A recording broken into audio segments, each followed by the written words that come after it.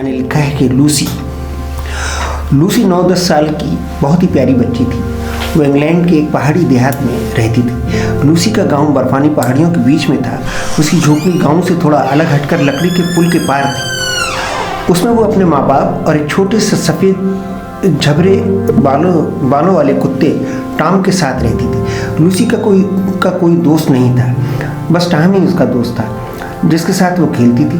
कभी दौड़ने का खेल, कभी फुटबॉल का, और कभी कभार लूसी हाथों में बर्फ भरकर टॉम पर मारती तो बेचारा उछलता हुआ भागता, क्योंकि उसके मुन्ने मुन्ने पैर बर्फ में धंस जाते थे।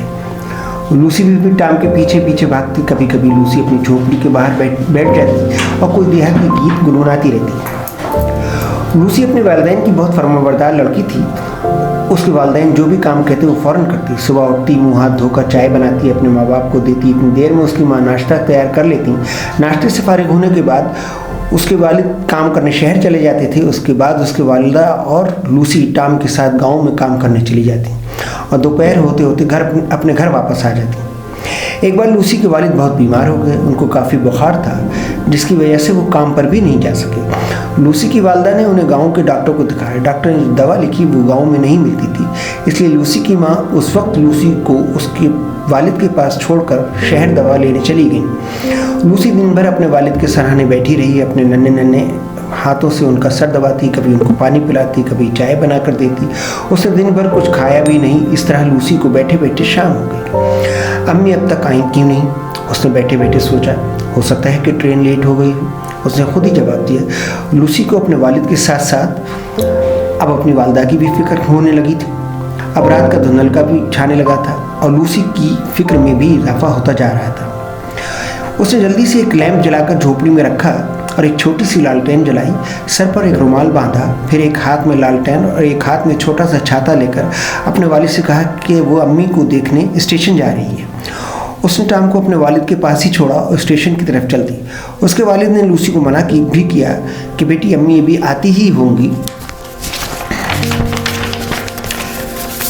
तुम मत जाओ, क्योंकि उस वक्त हवा तेज़ चल रही थी। सर्दी भी बढ़ गई है। हो सकता है कि किसी वक्त तूफान भी आए।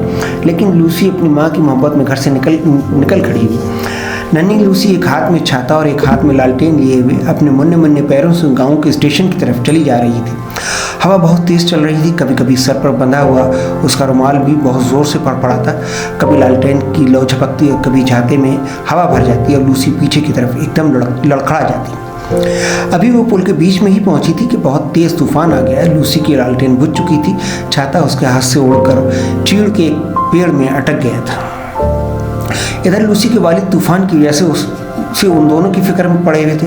जब तूफान थमा तो लूसी की माँ घर पहुंची, लेकिन लूसी उनके साथ नहीं थी। उसके वालिद ने पूछा, लूसी कहाँ है? यह सुनकर माँ ने भी लूसी के बारे में दरियाफ्त किया। तब लूसी के वालिद ने उन्हें बताया कि वो उनको ही लेने के लिए स्टेशन गई थी। क्या उन्हें रास्ते में नहीं मिली? लूसी की वालिदा ने इनकार में सर हिला दिया। ये सुनकर दोनों बहुत परेशान हुए और फौरन लूसी को तलाश करने के लिए निकल खड़े हुए। दोनों रात भर पूरे गांव में लूसी को ढूंढते रहे, लेकिन उसका कहीं पता नहीं चला।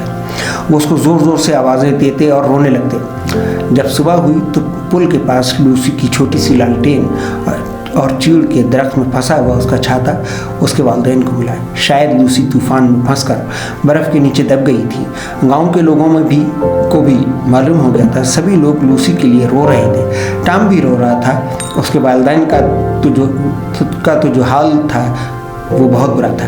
गांव के लोगों ने इस प्यारी और नेक बच्ची की याद में गांव का नाम लूसी रख दिया। कहते हैं कि चौदहवीं का चांद जब चमकता है तो वहाँ पर छोटे छोटे सफ़ेद फूल खिलते हैं।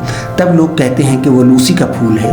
उस रात में लूसी के गुनगुनाने की भी आवाज़ आती है और लूसी को याद कर के गांव के बच्चों को उस प्यारी नेक बच्ची लूसी की कहानी गांव वाले सुनाते हैं।